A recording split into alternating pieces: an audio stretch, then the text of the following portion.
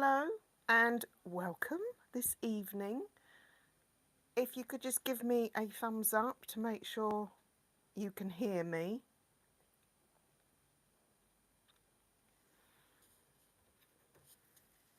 We should be live.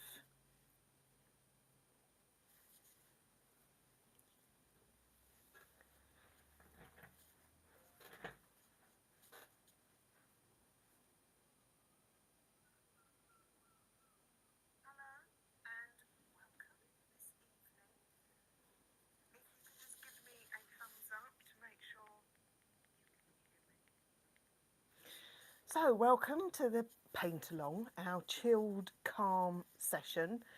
If you're joining me live, it's great to have you here. Sue's just asked where this image is that we're doing this evening. We're painting in watercolour, and this is British Columbia. My son lives in Vancouver, and this is just off Vancouver Island, so he's given me some really lovely photos to use. I've put in the chat a link to the reference photo and the line drawing, although it's a very simple picture we're doing tonight, but you can download it if you want to. So just to go through the equipment, we'll be less than an hour this evening, I think. It's quite a simple picture, and the idea is it's not to create fantastic artwork, it's to spend some time doing what we love doing and actually relaxing and chilling and taking some time out of busy days. So to go through my materials, I am sticking with this very simple, it's called a split primary palette of colours. So it has a cool and a warm yellow. You don't need the exact colours, just something similar. So a lemon yellow and something more orangey, a cool and a warm red, so something more crimson and something more red, a cool and a warm blue. So this is a phthalo blue, a Prussian will do, even a cerulean, although cerulean's not very strong. This is an ultramarine, which is the warm blue. And then we have raw umber, which is a cool earth colour, and burnt sienna, which is a warm earth colour. I have some white gouache because we do have the surf on the water, which if you wanted to plan ahead you could block out with some masking fluid, but to be honest there's not a lot there and I would rather just go in with some white gouache at the end. Let's clear these. I have a piece of blue chalk. You can also use soft pastel, and that is how I'm going to transfer my image onto my paper. I have a spare piece of paper for testing my colours, and I'm working on Langton, Daler Rowney Langton watercolour paper. It's half of the size of this. This is A3, so I've cut it down to A4. This is £140 or 300 GSM. It's cold pressed, so any, decent watercolour paper will do. What else? My trusty brushes. So I just have a ceramic plate as my mixing palette. I've got a ceramic palette here as well if I need more room. I have a pen, like a biro, to transfer my image onto my paper. I have a mechanical pencil in case I just need to define it a bit more. I have a mix of watercolour brushes. These are 3 travel brushes, and all my materials are now listed in the description. This is a pure squirrel mop, but you can get, what do they call them? Not pretend ones. What's the other word? Can't think.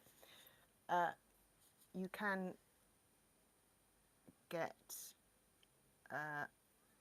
artificial ones. I can't. Synthetic mops now instead of squirrel.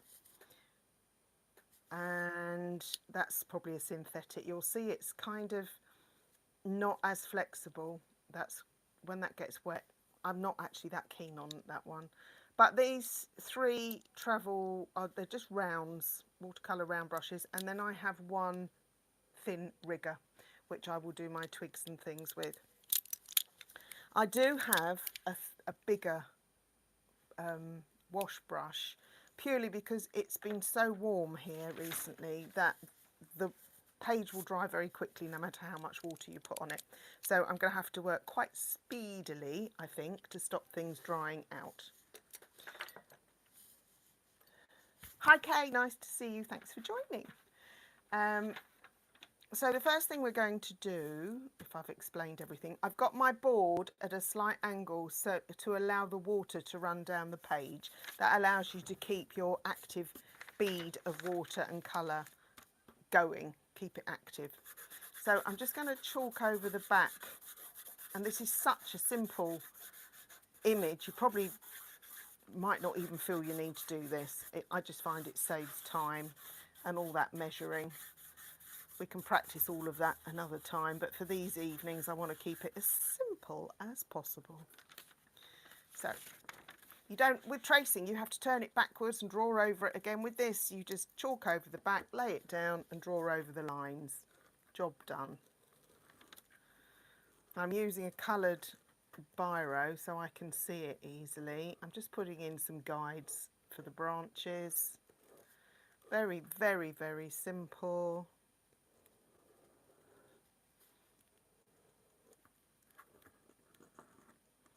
Let me know if you're painting with me or if you are just watching, and it's fine to just watch. Somebody mentioned last week that it helped them to sleep after they'd had a bit of insomnia. And I know my voice can be quite soporific because I trained as a clinical hypnotherapist.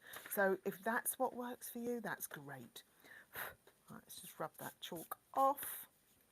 And I'm probably not sure I need to put too much more line in here. I don't want to press into it because I don't want too much mark left. That's probably all I need to get my horizon line right. So, things to notice about this image is that we can paint the whole of the sky first because there isn't anything on, actually we'll paint round the trunk because this is a bit lighter. So we will paint round the trunk. As I say, you can use masking fluid, but you shouldn't need to for this. And then you have to wait for it to dry, and then sometimes it doesn't rub off properly, and that's really annoying. And then we're just going to paint this in, save some little blue areas. But this should be a fairly straightforward image to paint tonight. What we're going to do in a couple of weeks' time is we're going to start looking at maybe doing some negative painting, painting things like water, but just small examples so you can practice some of those techniques. That should be a bit of fun, something different. Right, so let me get comfortable and we shall begin. It's easier if you're using tubes of colour because they reactivate much easier than pans, and if you're using professional tubes, and they seem expensive when you buy them but they last for so long, then you'll find also you get a lot more pigment. If you're using student grade paints, it's hard to get enough colour onto your brush to really work it. So it's a good idea to activate your paints first, and I did actually run these under the tap earlier because I hadn't cleaned them off since last week. So I'm just going to dot a little bit of colour. I've got two pots of water, one for cleaning my brush and one for dipping into before I go into the next colour, so it should prevent contamination. So the first thing I'm going to try to do is my sky, and you can see the top of the sky is darker, it gets lighter as it comes down, and then we've also got some white in there, and I might warm it up just a little bit as we come down with a little bit of red at the bottom. Let's see how we go. But because it gets lighter as it comes down, we're not going to start wet, we're going to start just with colour. And this is a bit garish, so if I show you, oh, that's last week's one, look. Not quite the right colour. Let's try putting in just a teeny bit of this crimson, and it will make it a little bit more natural. Can you see that?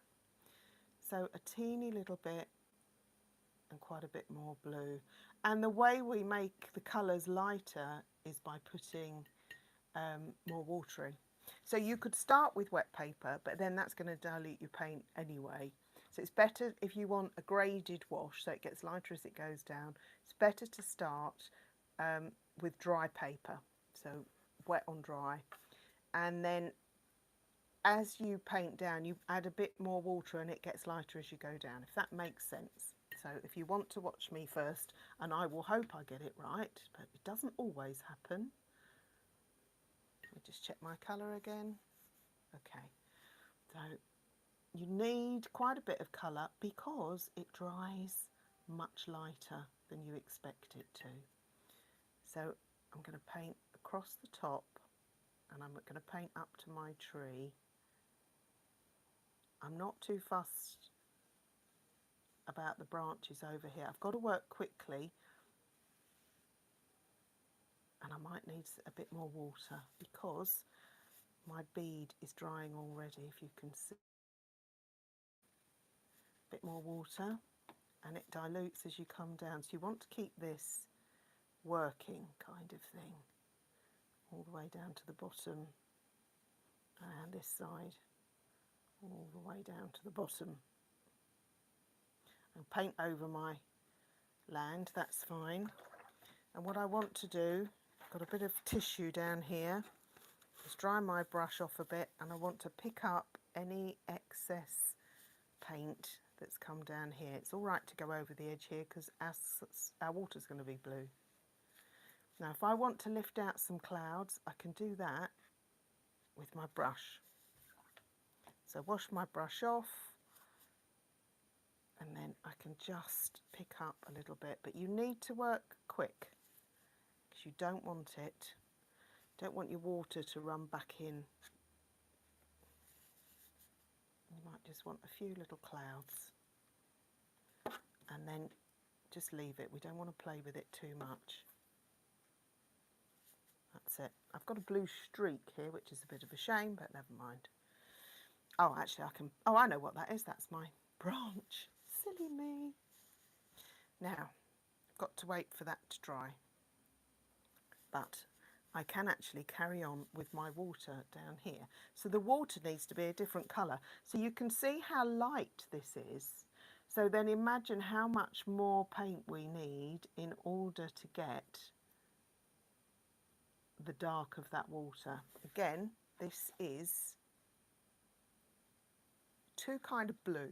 So we want to tone it down a little bit. So one way to do that is to put a little bit of burnt sienna into it, and it makes it a little bit more natural. You see? But it's not dark enough, so I'm going to go with ultramarine this time. It's quite good. I quite like that. I still want more colour. So you see how easy it is to get a lot of pigment. That's better. So now I'm going to do the same thing that I did before. I can leave a little bit of light on the horizon. If it's still very wet, you might need to wait because you don't want it to run back up into the sky.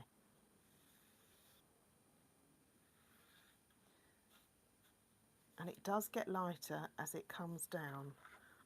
So I'm going out the other side. Make sure you try and keep your horizon straight. Now I want some more water in that. So I want it more dilute because it gets lighter as it comes down the front.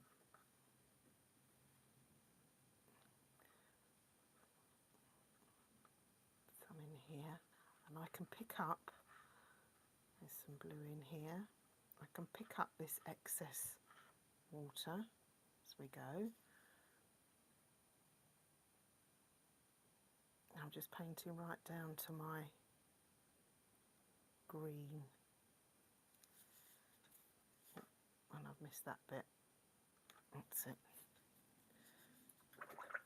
Now wash my brush, dry it off, and I'm just going to pick up any excess water so it doesn't run back and dry into a cauliflower. Sometimes they're useful, but not often. It doesn't matter so much if it's water, it's sky that gives you a bit more of a problem. And then pick up any around the edge as well. Okay, as you can see, it's running back already. It shows you how quickly it's drying. There's a little bit more blue down here, so I'm just going to put in, because I can paint over, because some of this is quite dark, so I can paint over bits of this. And there's a couple more little bits here, and that's it. Paint around those. Okay. My tree's gone a bit wibbly wobbly, but I can live with that. So it's almost dry. It's so quick. So I think I've put in the chat that this is Vancouver Island in British Columbia. I now have one son who lives in Dubai and another son who lives in British Columbia. Right, so I'm just mixing this little bit of this raw sienna into this blue to give myself a colour for the distant hills. I'm going to go back in and do that.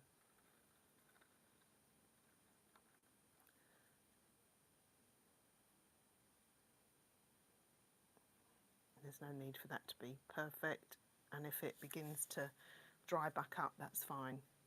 There is actually a really, really soft horizon over here as well, so I might just put that in. That's it.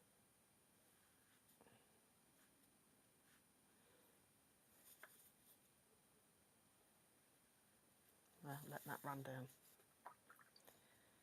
Okay, I've got waves unintentionally because I've had some of my water run back. I mean, people always want to start with watercolour, but it really is the hardest, I think, one of the hardest mediums.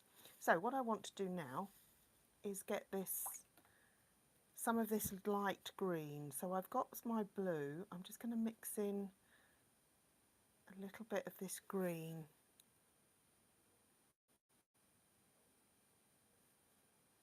For my lightest bits of green, it goes a bit more yellowy down here. So just drop some colours in. A little bit burnt sienna I can add in over in this corner. And we can let it mix on the paper. That's it. And it's much darker down here, but I'll come to that later. So this is really just a wash. I'm just looking, because I can do all my darker bits a bit later. If they go very dark over here.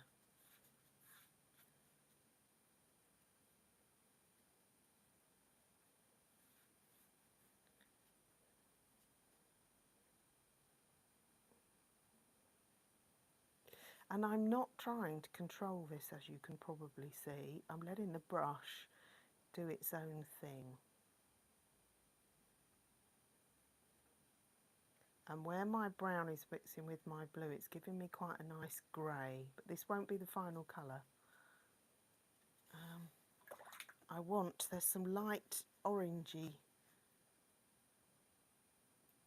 colour along there. So that's quite a good, maybe with a little bit more red in it. Yeah, that'll do. That comes some along here. And there's a few bits along here, so I'm just going to paint over that. And it gets very grey down here. I'm going into my cooler brown. And down here, just adding that over the top. Right, and any other detail I'm going to paint in afterwards. So this is just kind of my first wash. But already it's kind of looking like it's taking shape. So I'm going to go back, I'm going to go to my tree and if you make a mistake with your water or your paint and you paint over the edge of something, if you've got good paper and good paints, you can actually lift out some of this. Now, I think I used phthalo, and phthalo is actually one of the harder colours to lift out, but you can often lift it back almost to white. So down this edge, I want a little bit of a sort of a warm, it's in the sun down this edge. So I've picked up two colours on my brush, a little bit of burnt sienna and a little bit of that orangey yellow. And I'm just going to sort of let them mingle on the paper.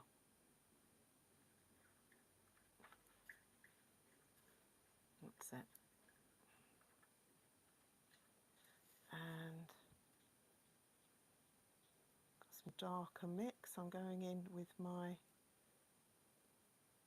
raw sienna, and I want to put it down this side, but I'm hoping it's still wet enough that it will run into the other colour.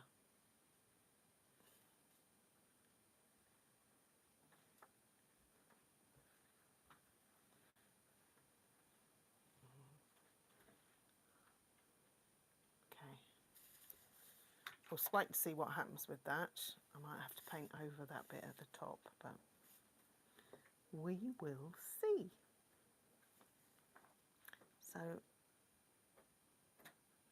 I am now going to start painting some of the details down in my scenery, and I like working from iPads because you can zoom in and out.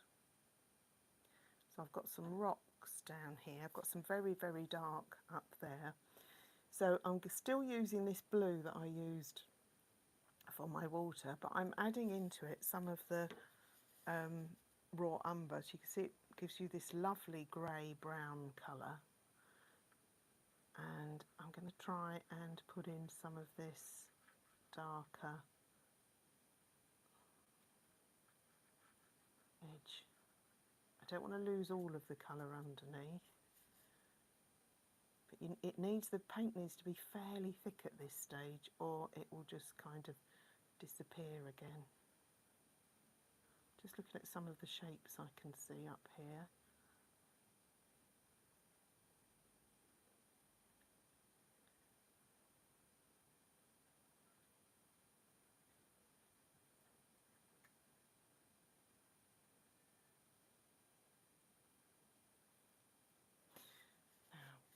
I haven't painted it exactly like the picture, so it's going to be a bit of making it up as you go along.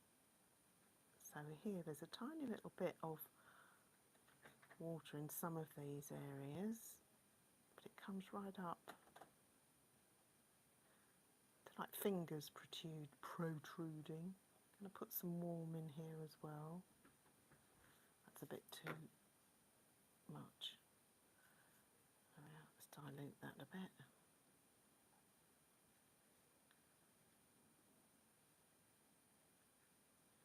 And this comes down to this. I'm going to soften the edge of this into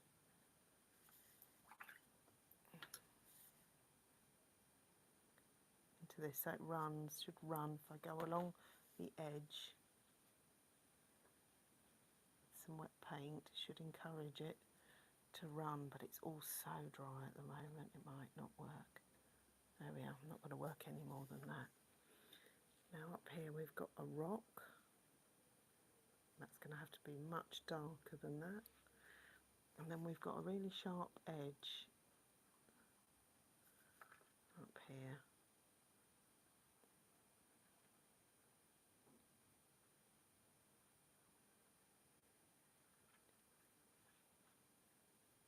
Around here.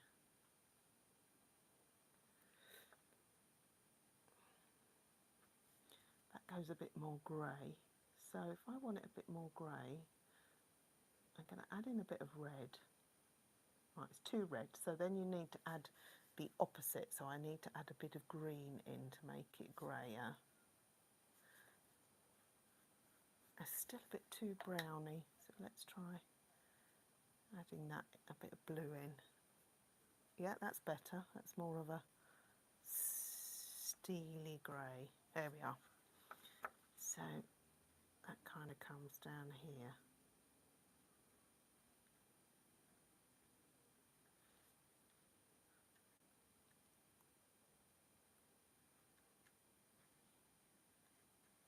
That gets really dark in there again.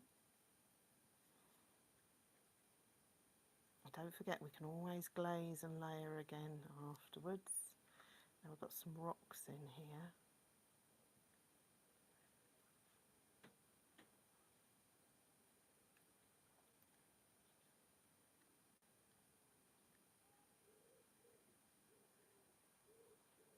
And this is very, very dark down the front, but there are subtle shades of colour. But don't forget, when you take photographs, you lose so much of the colour in the shadow. It just makes everything kind of black, which is a great shame.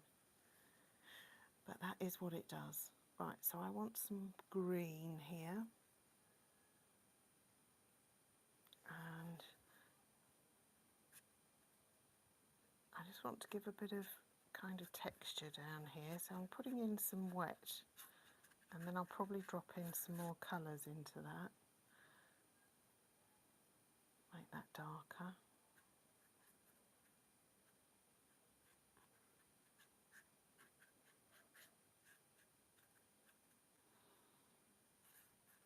And the brushwork can go in the direction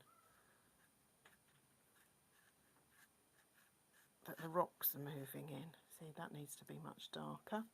So rather than go in with paint grey or something, you can make your own black with ultramarine and burnt sienna. You've got to have it quite thick, and you can go from a sort of a really, that's paint grey, to be fair, isn't it? So my tree is very, very dark here, and that's kind of one of the things that stands out, isn't it? Makes it look nice, is the edge of the tree against the sky. And I can soften this later, not too fussed at the moment. I want to get this darker down here. It's fine for me if it looks a bit blue. It's all about the value, getting the value right. So getting your tone, is it dark enough? Because you want this to pull the eye into that tree. There's some dark areas around here.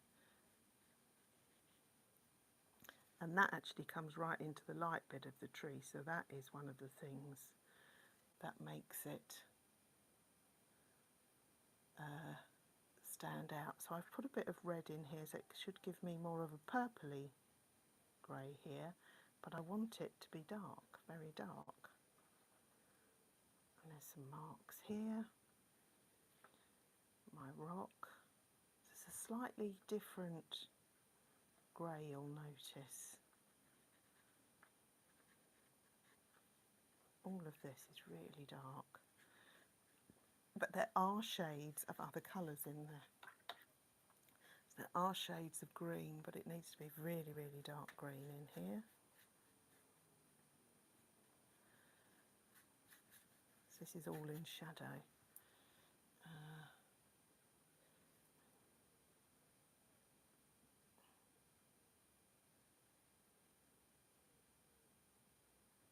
Just looking now at where some of the darker marks are. This edge is much darker. Can you see it's dried lighter?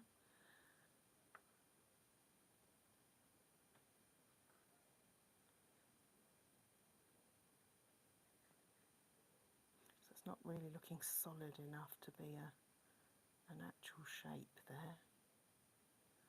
That's better.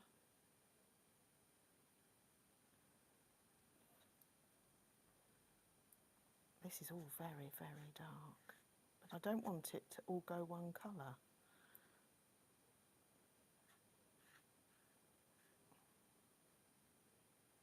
I'm making this blue here a little bit bigger than it really is in the picture. I'll join up my dark shapes with a few little bits of light coming through. Okay, we're getting there slowly. So this can be stronger, this green over here. So I'm going to go to a bigger brush. I'm going to go back to this one because I don't have much control over it, so it's quite good fun to use. And that green up there is a little more mossy green, so I'm going to use the orange with a little bit of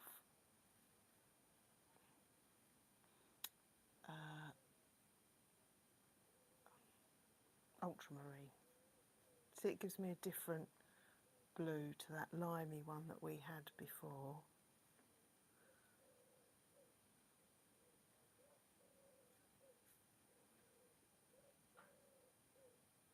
And there's some areas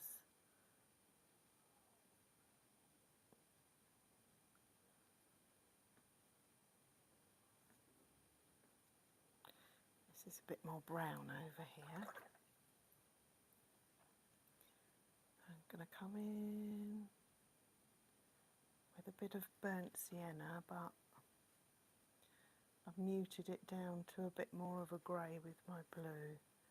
Let's try that, and it should just run in.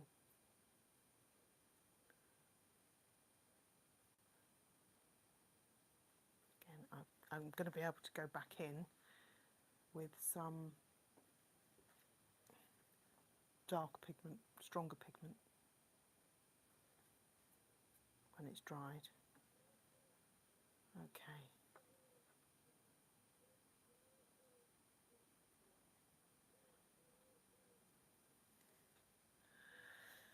Right.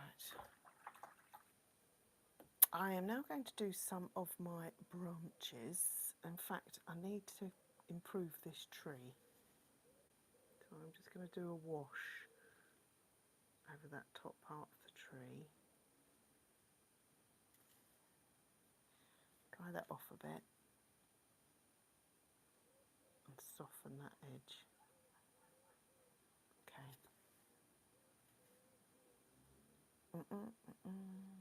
Now I want to do my twigs and my branches.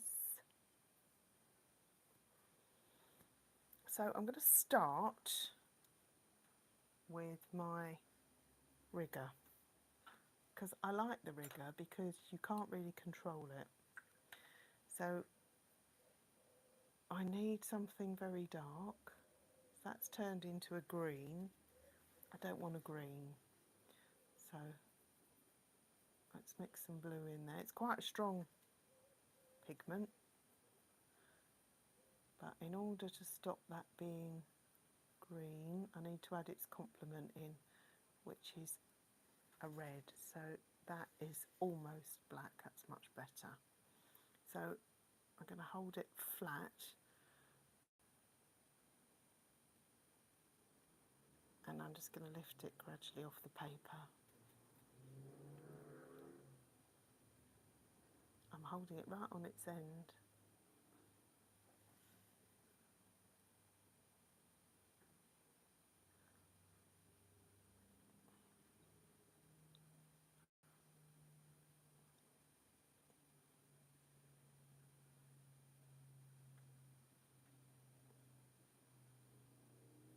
I'm not very good at this, look.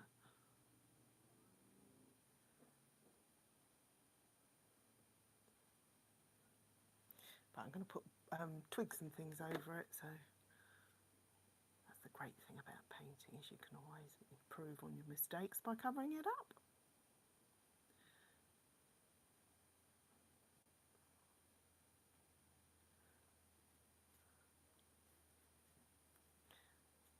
I don't necessarily want too many branches because I am going to put foliage over most of it. And I'll show you how I'm going to try and do my foliage. I've got my rigger. So there's a couple of ways. You can use your rigger to make marks like this that sort of look a bit uncontrolled leaves. Or you can be it much more just placing the thing down. And I might actually have a look at making it a little bit more green. So you've got options, and I would suggest you try, this is why it's good to experiment and play in these sessions. So first of all, I'm going to put in something a little bit more green. Not that it looks like this on the picture. And then I'm just going to drop in some darker marks.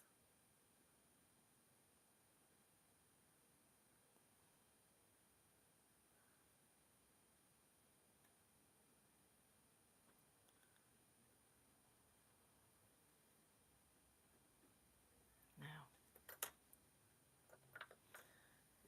this brush is a bigger, so I'm going to go with my middle-sized brush, and I want some quite dry paint, and I want it quite dark. So I've got some ultramarine and some raw umber, and I'm going to add in, go over some of it where it's dry.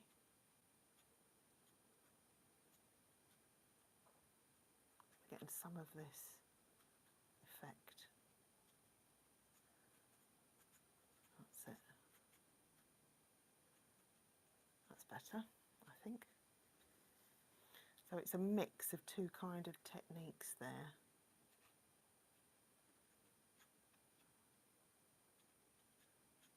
Well, I think it works reasonably well. Some of it will soften into those areas where you've already got some paint.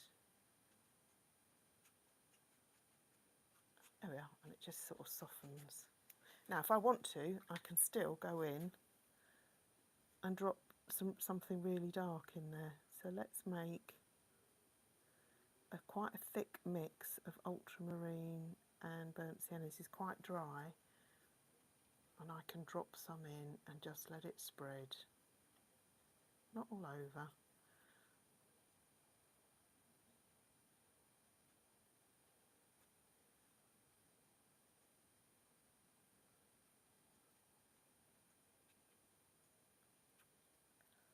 I don't want to overdo it. Okay.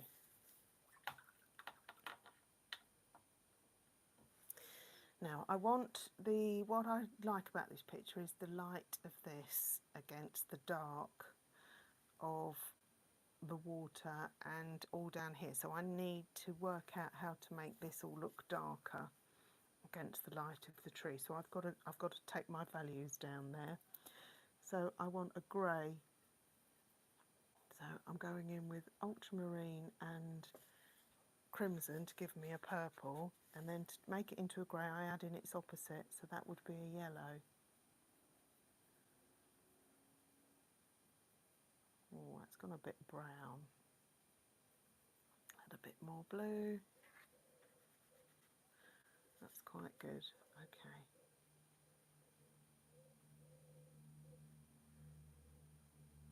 So this really needs to carve its way against that edge of that tree.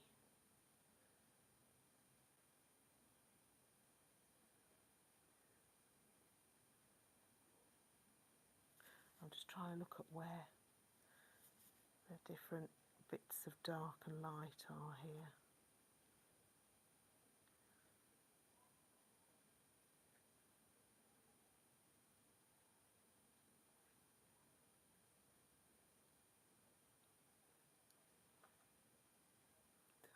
there. Got a headland up there. Again, this is very dark here.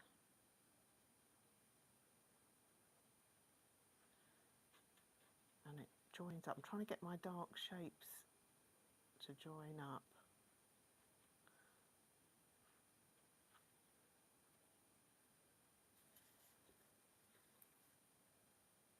Now, do you see how light this has dried now?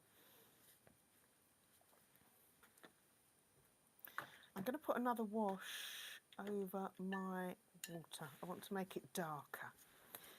So this gets a bit dodgy now because I could make a big mistake. So I'm going to clean my palette off a bit. So I've got so many colours mixing on there that they will all start turning into mud soon. That's one reason to work with single pigments, because single pigments make clean colour mixes. If you're once you mix more than 3 colours together, you get mud. And sometimes mud is okay, but most of the time you want to be able to get clean colours. So clean off my palette, and I want to do another wash of dark blue in the background. So I've got both my blues here I'm mixing together, and I'm going to put a little bit of the crimson in, and that should give me a really sort of inky purpley colour. Right, and I'm using a flat-edged brush so that I can get a nice line across the top. It takes me right up to my tree. I can get a very clean horizon, and then what I'm doing, I've just rinsed off my brush so that I can then just go in, pull this down a little bit. Yeah, and it's dried so fast, it's not even worked that way. So I've got a line. That's all right, we'll work with that. Let's put some waves in. Not the end of the world, is it? I'll just put some movement into the water. Actually that works. I got away with it. Okay, and this is darker just in here and in here. Right, now I want to use this blue that I've got to mix a darker green for coming in here. Don't want to control my brush too much.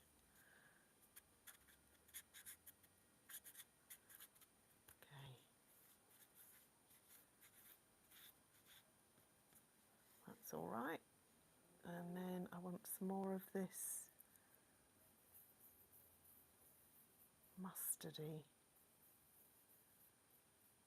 Don't know if that's a colour I like or if it's too dirty. Oh, I don't know. Let's have a go.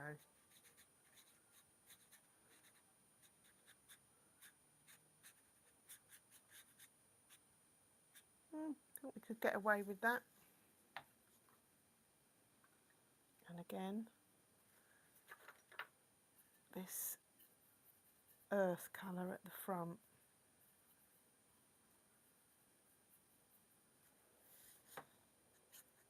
It's going to look too unreal, so I'm going to mix in some of that green. So all I'm really doing is warming up.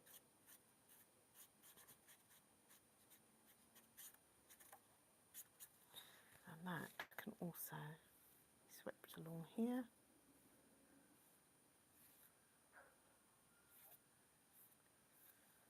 Okay.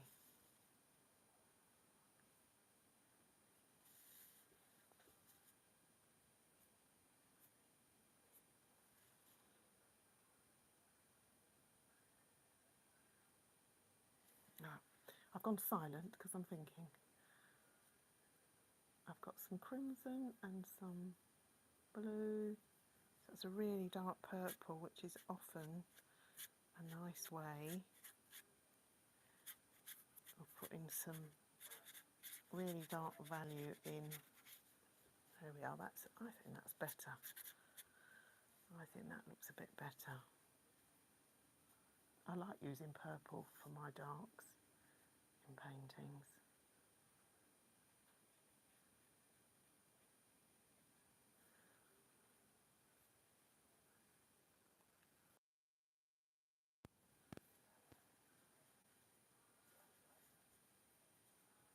I'm just looking at where I think it might need a little bit more tweaking.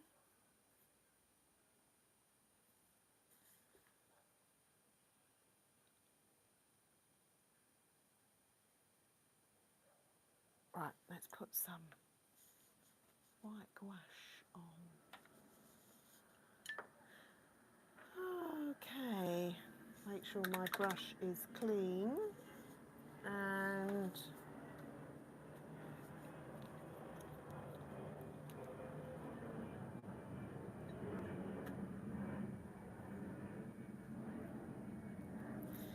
this actually, if you can see, this kind of goes out into the ocean a little bit.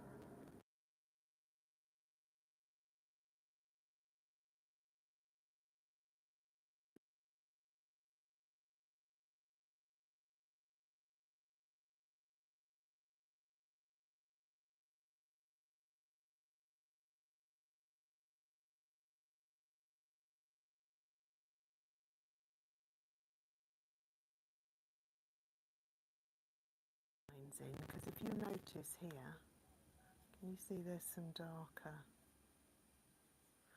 parts? That needs to be a bit more purple rather than that acidic blue.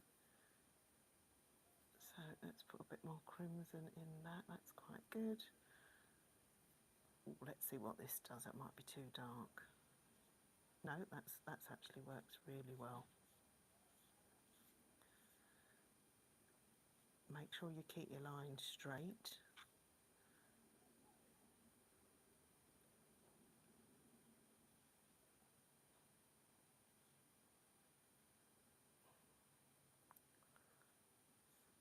And they'll get smaller marks as they get further away, won't they?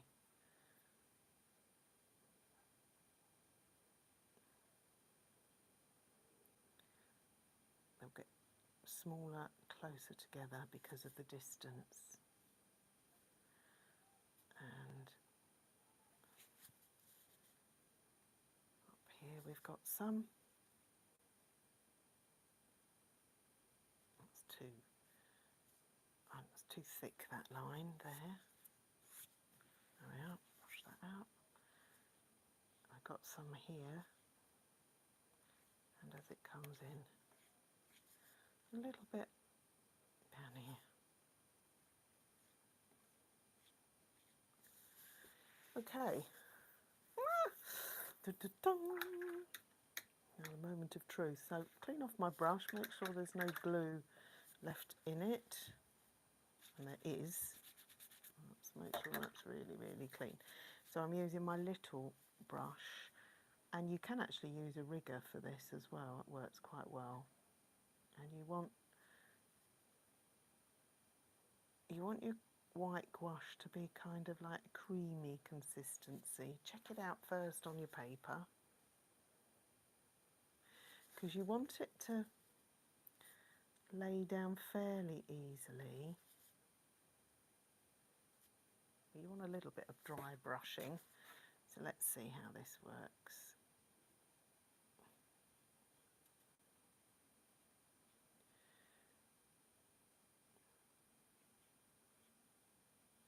Okay. There's some coming out here. And on the headland.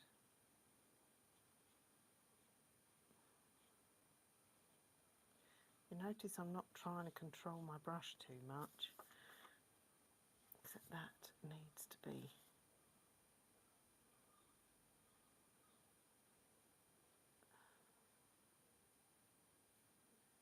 I am trying now. I am trying to control it now. Okay, I think that's kind of all right.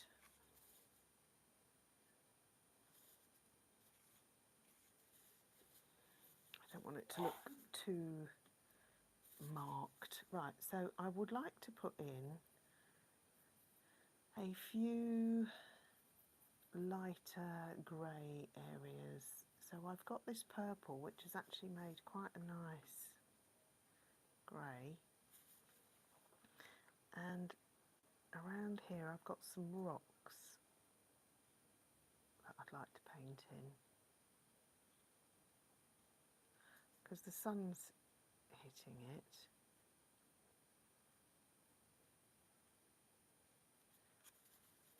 That's better. And then over here we've got some other colours, because it's all a bit warm over here. If we just put some of this sort of, it's like a really pale lilac kind of colour, it just gives a little bit of different atmosphere.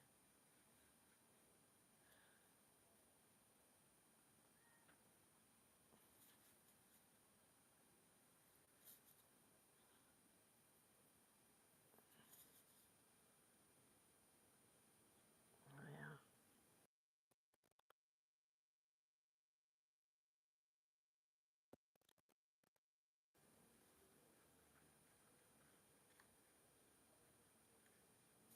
I'm kind of just making it up now.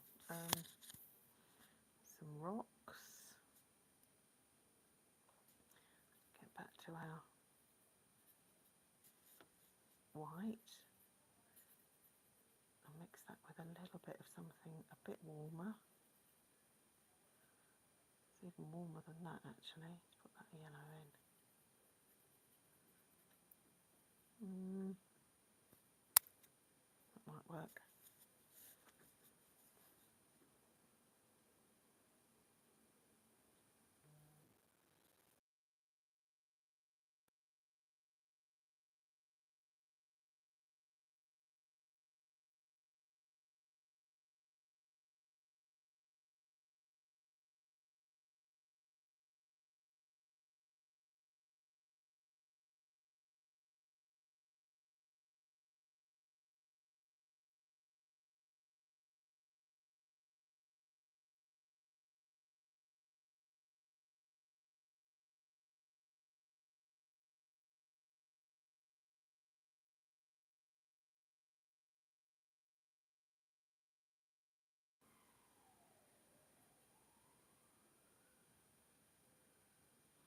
Tone it down with a little bit of red.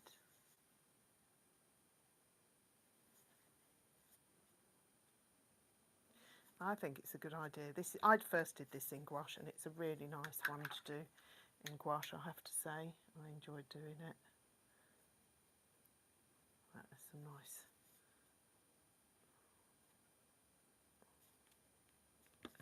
areas there.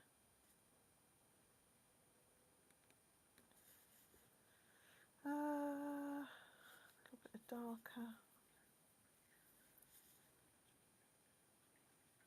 Coming round there.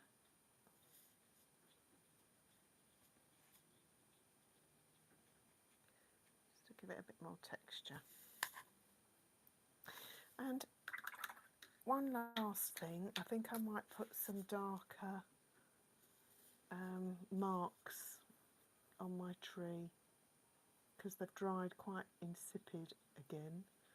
So back to my ultramarine. I'm going to go in, you see how dark that is? Value wise it looks black, but it's purple. So I'm going to add in a little bit of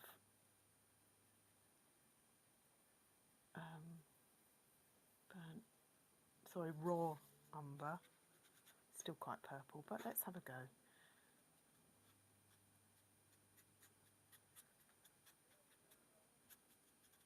You can see there's sort of a pattern to these branches.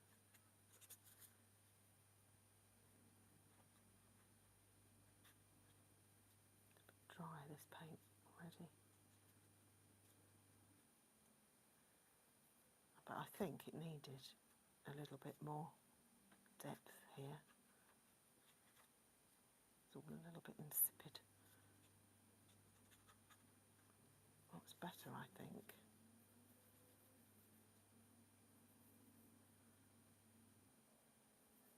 Oh, it's very dark.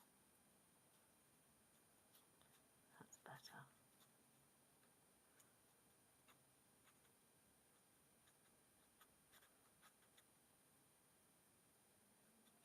Again, you've got to try not to not to do it everywhere, which isn't easy.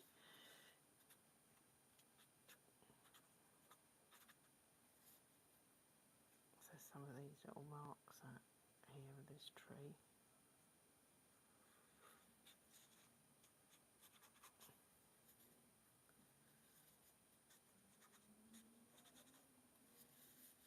But I think that's helped, in actual fact, to have some of that darker colour in there. Might change my mind in daylight tomorrow.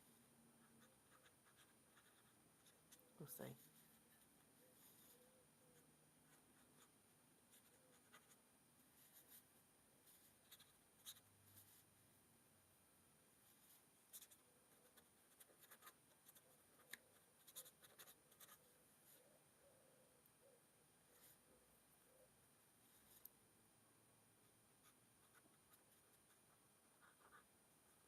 Oh, it's gone a bit wrong because it's dried out too much.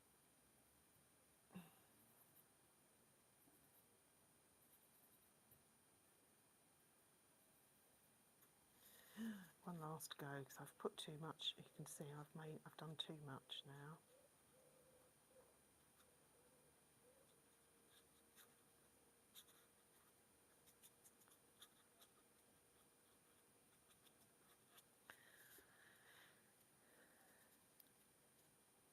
Oh, there's a few little twigs and things down here.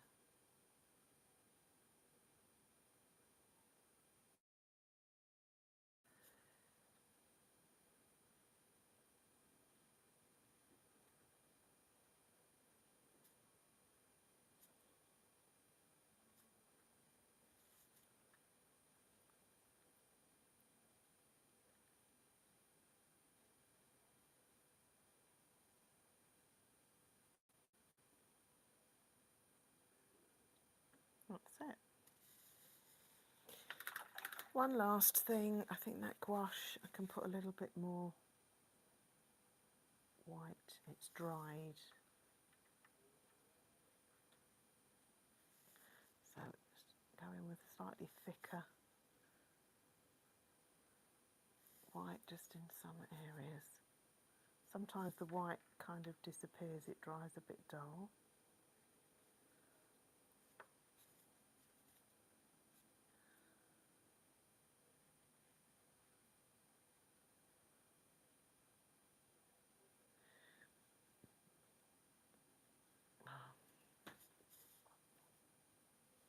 And it is easy to overdo it. But